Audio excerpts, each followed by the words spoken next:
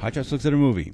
The Bank Job has been called the best caper movie to come out in a long time and one of the best movies of the year, and it lives up to that acclaim.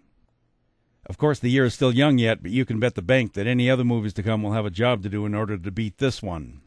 Just don't bet the bank in this movie because it gets looted, and I'm not giving away the ending. The movie is based on a real story and a real bank robbery in 1971 called the Walkie Talkie robbery of the Lloyds Bank branch in London, which was a big story until 4 days later when it disappeared from the media.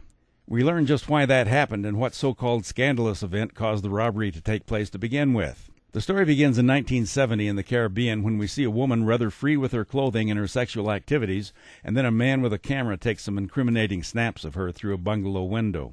Then we jump forward to 1971 in East London and start meeting all the principal characters.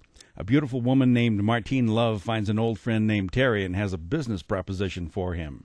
She tells Terry that she has inside information that a certain bank in London will have its alarm system turned off for repairs over an upcoming weekend, and it should be relatively easy to break into the bank and loot all the safe deposit boxes in the vault. And of course she doesn't tell Terry the whole story, and he's suspicious of her, but he and his mates have always been looking for the big score.